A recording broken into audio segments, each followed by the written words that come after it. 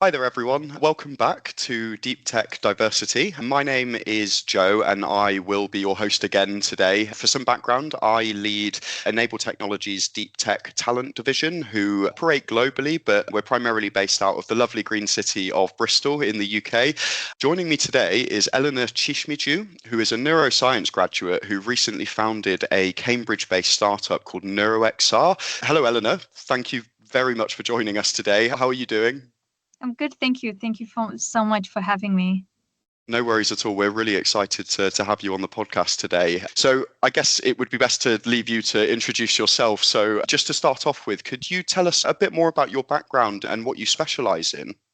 Of course. So by background, I'm a neuroscientist. Initially, I wanted to pursue medicine, but I didn't go down that route. But along the journey, I became fascinated more with behavioral science, specifically with neuroscience.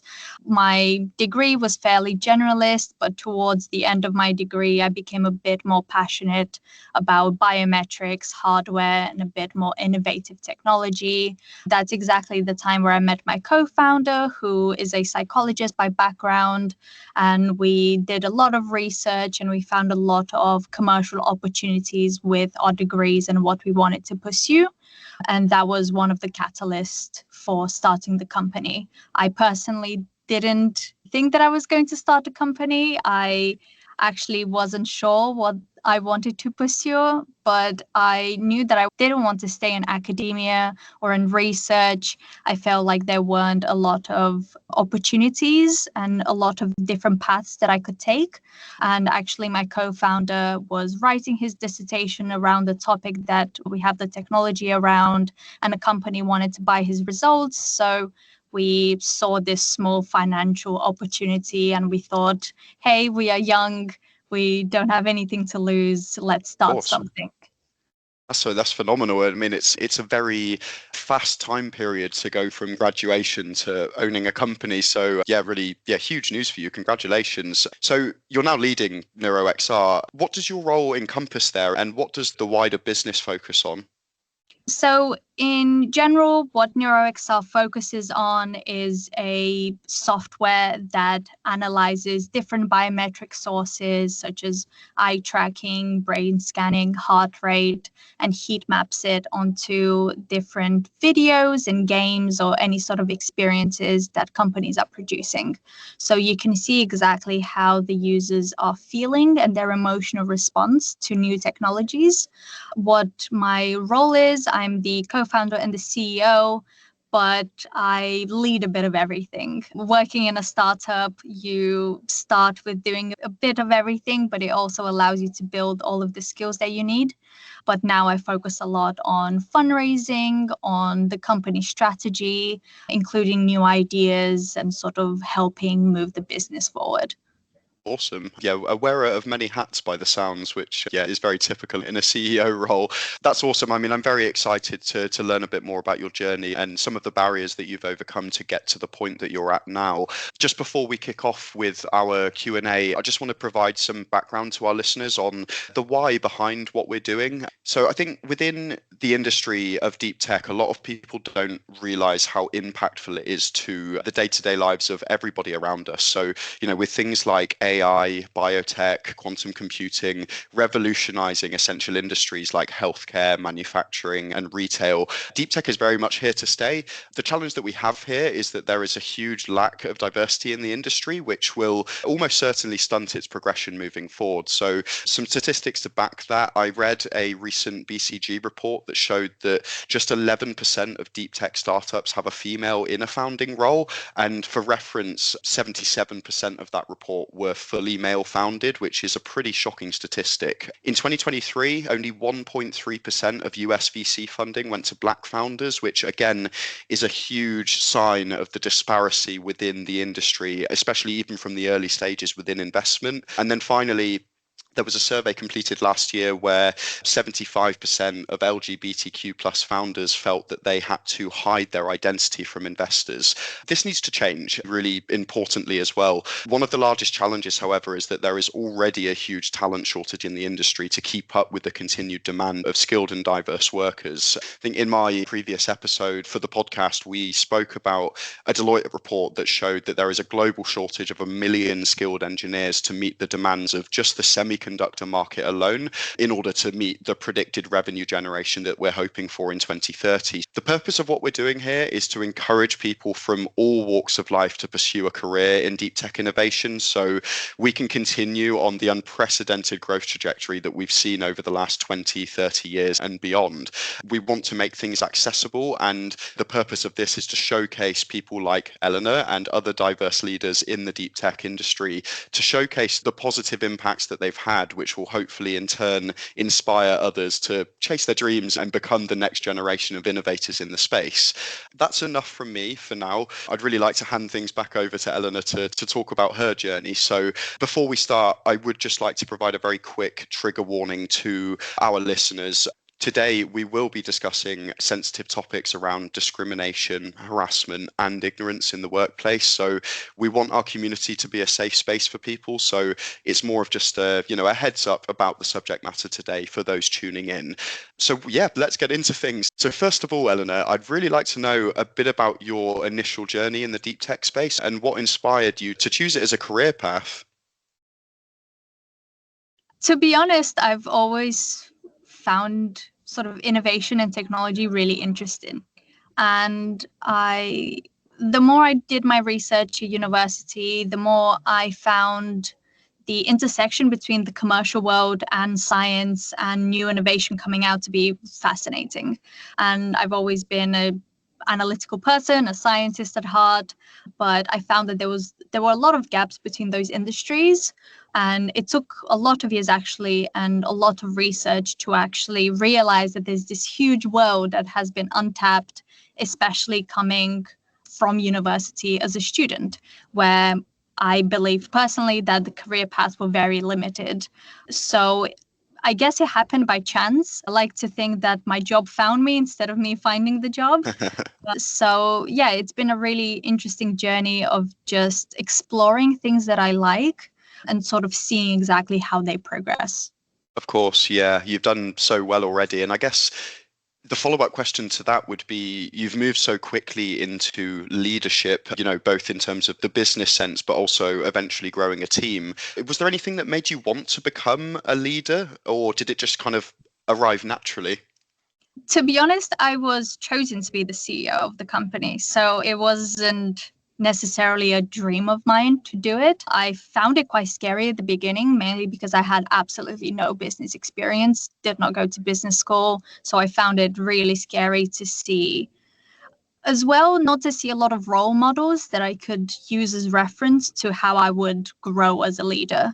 So it did take me many years and a lot of hard work and a lot of trial and error to find this job a bit more naturally and to become a bit more confident in my ability and in my skills. I still don't think that I'm there yet. I think it will be a very long journey until I find exactly who I am as a leader and how to grow the team and make sure that the company is exactly how I want and how my co-founder wants to be. So yeah, it definitely didn't arrive naturally, but I've talked to a lot of people that have helped me through this journey, and I could see a big difference in how I was 5-6 years ago and how I am now. So yeah, it's been a really sort of long and tedious time to do it. It sounds like it, and every day is a learning day, isn't it? So it's good to see that you're still pushing yourself to go outside of that comfort zone. So were there any sort of key aspects of your first proper leadership position in the industry that you found, particularly scary or difficult to overcome, be it the commercial aspects or, the more stakeholder engagement side of things? Yeah, what was your experience? I guess a bit of everything. So this is technically my first job. So I did many work experience internships while I was in college and university, but when I started the company, that was my first proper job. So it was really scary, mainly because it was unknown. I guess the industry in itself, I find that it promotes really unhealthy behaviors. So it was really difficult to, understand who I am as a person. I was 19 when I started the first company.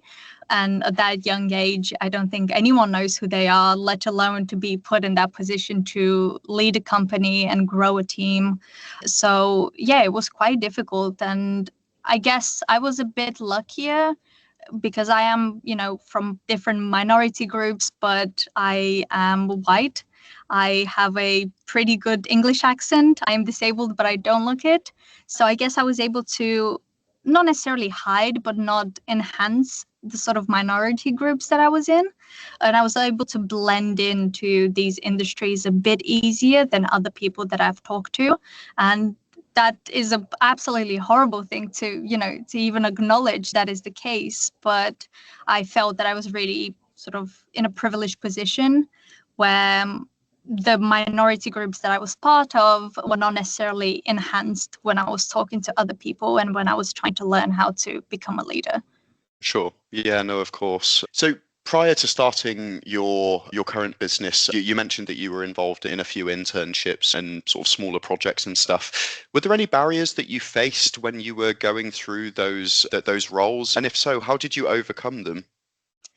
I guess the main barrier that I faced was due to my disability. That was one of the reasons why I wanted to start the company in the first place, was because I felt that I wouldn't be able to get hired with a disability when you are feeling ill, or maybe you have different time schedules around your illness. It's a bit harder to justify it to an employer. So that was one of the main reasons why I was so passionate about being my own boss and making my own schedule, and also promoting accessibility to, people around me. And that sort of translated into how we have our team and how we structure our time. But that was the main issue. And I guess that was the main driver, especially in those very tough times with the company, where the one thing pushing me was I probably won't be able to get hired anywhere else. So that was definitely a big driver to me, just pushing through even those really hard times at work, because we are just in a world now where it's so competitive, especially in this industry, that any sort of slip might be able to cause issues. Of course, yeah. It's people talk about the visible barriers, but often don't talk about the invisible barriers that are ingrained into the wider cultures of how we operate as a society. And it can make things incredibly difficult to navigate, especially as a young person trying to break into the industry. Do you feel that these barriers are caused by is it ignorance, or is it a lack of education, a mixture of the two? What do you think? I think it's a mixture of very different things. I mean, coming from a, psychology side, we are programmed to isolate people that are not part of the same group as we are. So it's very natural as a minority to feel excluded, because that's who we are, evolved to be like this. It's definitely a bit of ignorance, and I guess it depends on the generation as well. What I've seen and what I've been really happy with interacting with younger people who I guess have a different point of view about these sort of issues. There have been not many times, but there have been a couple of times where, because of being a bit young, I was not taken seriously. Because of being a woman, it was the same thing. Or people would talk to my co-founder and assume that he was the CEO instead of me before asking questions. But that was mainly from different generations. From my experience, I'm not trying to say that all of them are like that, but I guess we have seen a progress with younger people being way more accepting of these sort of issues. I don't think we're there yet, and I think there are a lot of different, socio-economical, political reasons that are also making it harder. So I don't think there's one particular reason why these issues still exist. And I think it will take a really long time because it is ingrained in our brain to do these sort of things. Yes. So it's hard to get rid of that habit. Agreed. Yeah, it's a very difficult thing to cause a societal shift in view towards these topics. And I think that leads nicely on to my next question for you, actually, because I think lack of education about these topics is a real issue, because if you are not experiencing these barriers and these challenges day to day, a lot of people will hold the opinion that if it doesn't impact me, then I shouldn't care about it. So one of the things that I'm always very keen to push is to highlight the positive impacts that increasing diversity quotas within the deep tech industry could bring. And I'd love to get your view on that. What positive impacts do you feel an increase in diversity within the deep tech industry could bring for the wider industry? I've seen definitely more opportunities with investment, with programs, with hiring, even doing things like this to spread awareness and discuss about these topics. I think it really helps move this industry into a better situation. I guess it's really difficult to educate other people if you feel unsafe to talk about these issues. So even just discussing openly with not a fear of being judged, I think it's very important. And I've seen a lot of good come out of it. I've met some incredible founders and team members who come from diverse backgrounds. And I think as an industry and as an economy, we have really seen the benefits of diversity. I think the main one that we have seen is the financial side. And I guess that was one of the main drivers. There are definitely still issues, but yes, I've been very fortunate to be around, especially where I live. I'm based in Cambridge. There's so many opportunities for minority founders and people who want to pursue this industry. So definitely in the UK specifically, compared to other countries, I think we're doing a really good job. For reference, I come from Eastern Europe. In Romania, there was Hmm. absolutely no diversity. I don't think there was anyone but white Eastern European people in my Yeah. country. Disabilities, everything like that, it was very taboo. So moving here, we kind of saw the shift, and it's really good to see exactly how actually talking about diversity and doing something good not only drives change, but also impacts the economy itself. For sure. That's really encouraging to hear that you have, even through all of the difficulty, you have found pockets of that positive change that you can see. I'd really like to come back to your experience as a founder as well, because you talked about earlier on, you talked about fundraising and interacting with VCs and investors and stuff. What has it been like for you as a young female founder, navigating those very high level discussions with VCs and investors to raise funding for Neuro XR?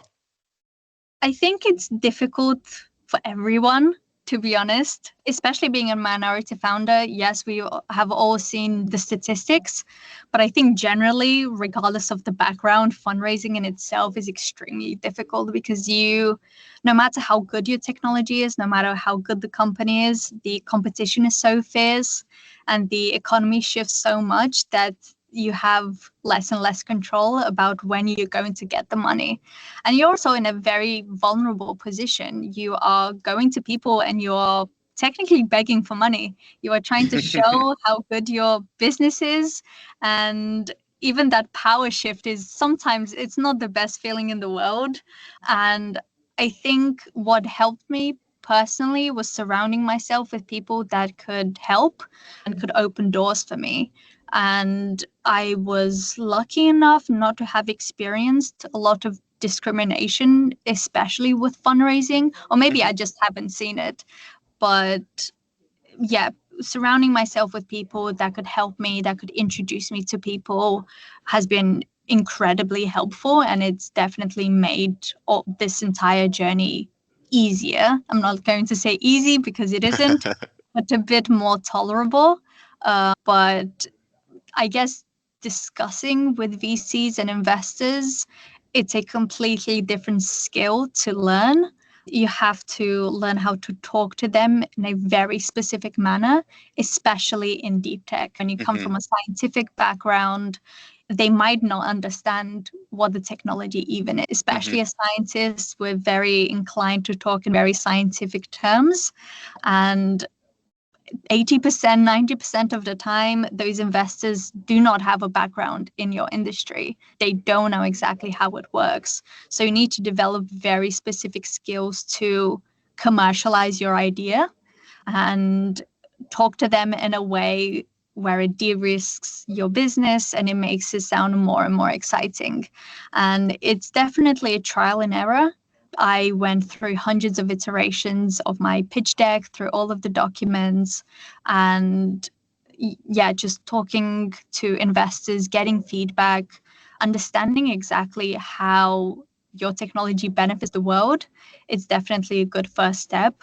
It just takes a lot of time to get used to it. And not a lot of people are it requires a very specific type of personality to be able to put yourself in a very vulnerable position with public speaking and pitching and presenting and talking to hundreds and thousands of investors. It gets very tedious and it gets a bit disheartening, especially when you deal with so much rejection.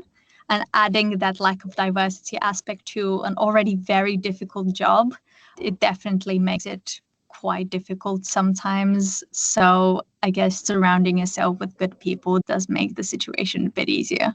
For sure, I can imagine. Is there anything in terms of providing advice to up and coming founders who may be embarking on a similar journey to that you've been through over the last 6 to 12 months? Is there anything that you would have done differently, or any further advice that you could give to fellow founders who are about to embark on that journey themselves? Surround yourself with people that are smarter than you. I think that's a lot of advice that a lot of people give, but that is true. And I am now spending a lot of time trying to find people on LinkedIn around me through different events that could help me, provide me with advice and open doors. If you have to do it yourself, it's definitely a much harder process. And some people have 20, 30 plus years of experience, and they could give you maybe an idea that could start something new. And I think that's one skill that it took a long time to learn because I didn't learn it in school. And I found that that's the case even in business school or other more entrepreneurial areas in academia, is networking, is saying yes to virtually anything and putting yourself in very uncomfortable positions, especially when you're young.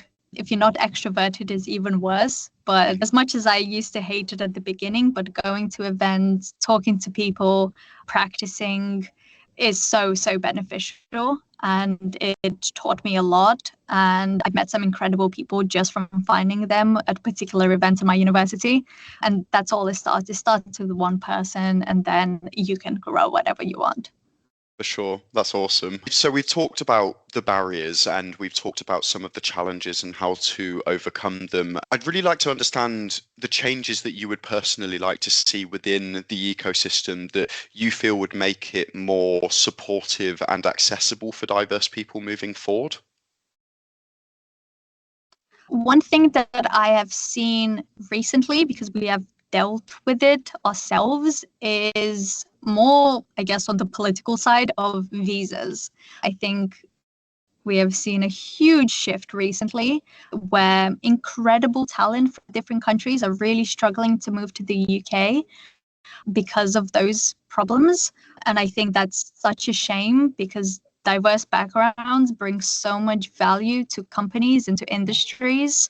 And seeing those systemical issues have been really disheartening, especially where as a country we're trying to progress so much. But I feel like with these sort of issues, we're sort of stepping backwards a bit. I think more accessibility in general. I think the business world in this industry, it works through hustling as much as you can, through working as much as you can, through FOMO and saying yes to everything and not setting healthy boundaries. And that could be really detrimental, not even from my personal experiences having a disability and seeing the health effects that these sort of actions could cause, but to everyone.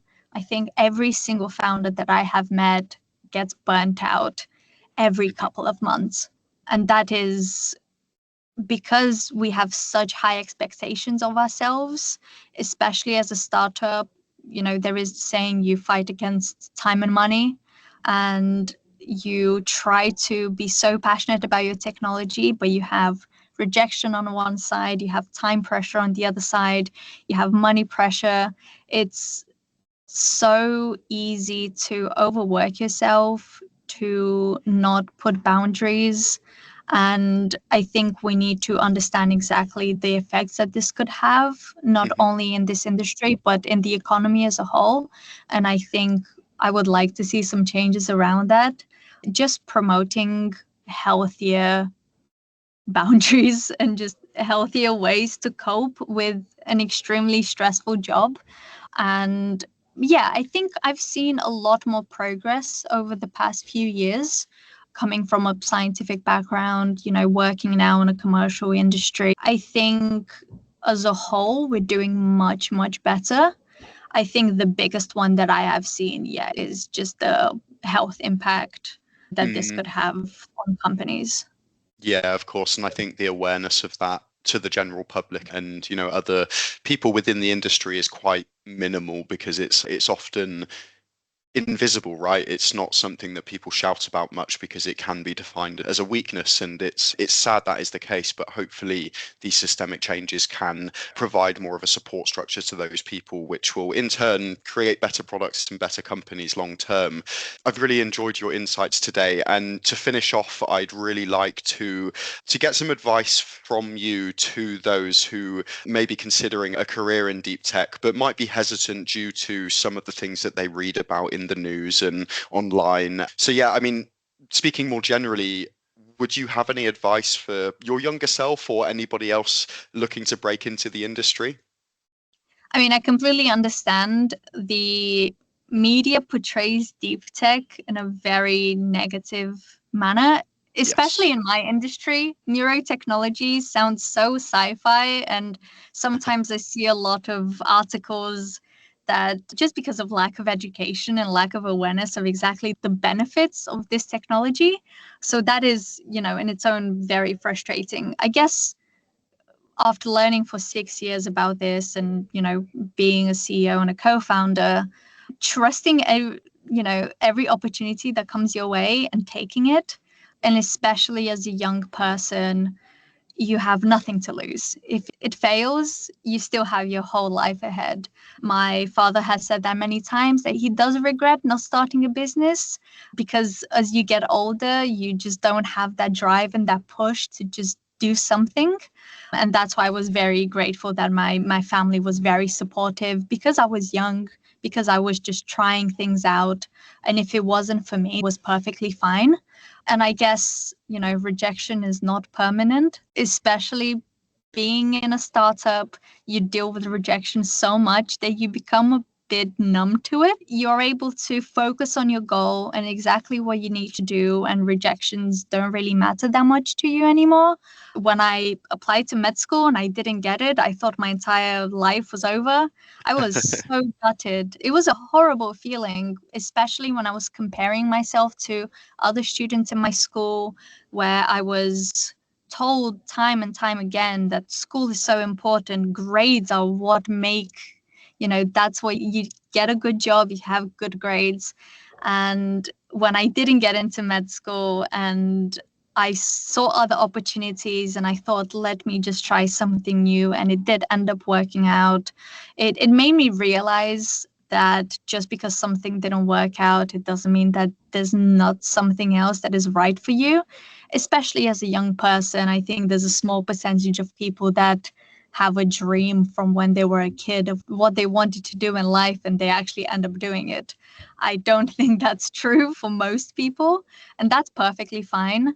And as we grow, we can learn new things. And especially now with deep tech and innovation, there are more and more new jobs being created.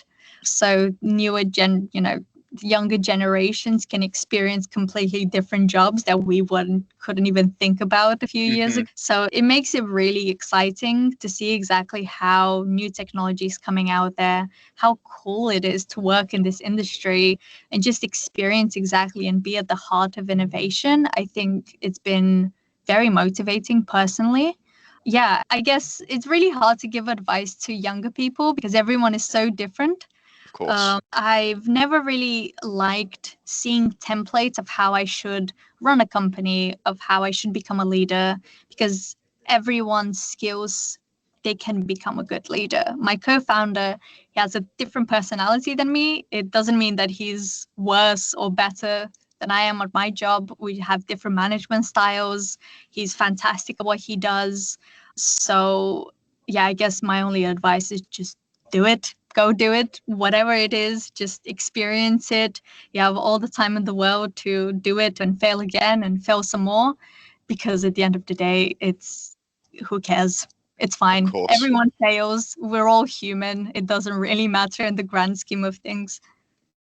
Agreed. I think you really touched on some fantastic points there. And, the old saying that comparison is the thief of joy is really true and relevant within this industry, because often people can look at the success of others and the grades or the new funding round or the success in whatever it is that they may be doing. And when you start comparing that success compared to your own failings or learning experiences, I should say, it can become demoralizing. So I think the advice of just getting up and doing it and working as hard as you can whilst looking after yourself is probably the most valuable thing that you can say, because you are right, everybody is different, everybody has a completely different personality, approach, different thought process, and there is no one size fits all solution. But what is universal is that if you don't try, you will never succeed. So yeah, I think you're giving very sound and wise advice. So thank you very much. To cap things off, I'd love to learn what's next for you. You mentioned that you're going through fundraising. What's on the horizon for 2025 at Neuro XR? And yeah, any details that you can share that's not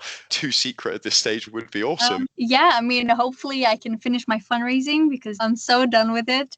And it would be very nice to have a bit more stability as a startup. We know exactly how it is and how stressful it could be, and grow as much as possible. We have released our software in January, so we're sort of shifting gears onto more of a commercial and selling stage. We were so focused on that internal development, and now switching to actually selling it has been a fantastic journey, just seeing everything from an idea that we had as students to actually a piece of technology that is out in the world is really interesting. And it's been so cool to see. And I'm so proud of my team and everyone else around me who has helped.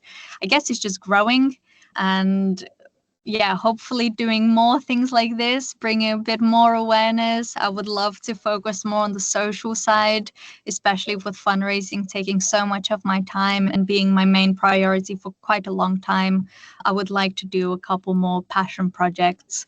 I think as startup owners, sometimes it's really easy to focus on just money and what investors are looking for, and you become less passionate about exactly what motivated you to start the company in the first place. Right. So that's what I wanted to focus this year, to do a couple of projects that might not be the most commercially bring a lot of revenue or bring massive growth, but do something that really makes me passionate, and do other projects that I think are just cool not because I necessarily bring me anything beneficial.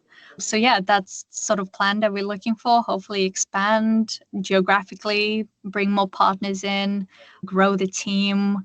Yeah, it's been a really interesting journey and things are moving really fast. So it's been a really interesting journey just to wrap my head around all of this change and how quickly things are moving. But it's been really great, I guess. Working in such a fast-paced environment, it keeps you healthy, it keeps your mind engaged at all times, and it's not boring at all. If it is boring, then you might be doing something wrong, because every single day there's a new challenge or something interesting coming in. So yeah, we have our plans, but I'm trying to take any opportunity as I can. And I've actually spent the past week or so strategizing random ideas that might be too big and ridiculous to actually achieve them, but it's a good sort of motivator, because you never know. You can have the strangest idea, but you might actually achieve it. So I'm trying to put everything down, and you never know. I mean, visualization is a really key component to success. So it's super inspirational stuff. And I'm very grateful for the insights that you provided today. Elena, thank you ever so much for taking the time to share your experiences and your views on the diversity landscape in deep tech. I really hope that those listening will take encouragement from your story. And if anybody does have any follow-up questions for Elena, I'll drop a link to her social accounts in the comments of the various platforms that we'll be releasing on. But yeah, again, Elena, thank you ever so much for your time. And yeah, I'm very much looking forward to following your journey moving forward. Yeah, thank you. You are the best.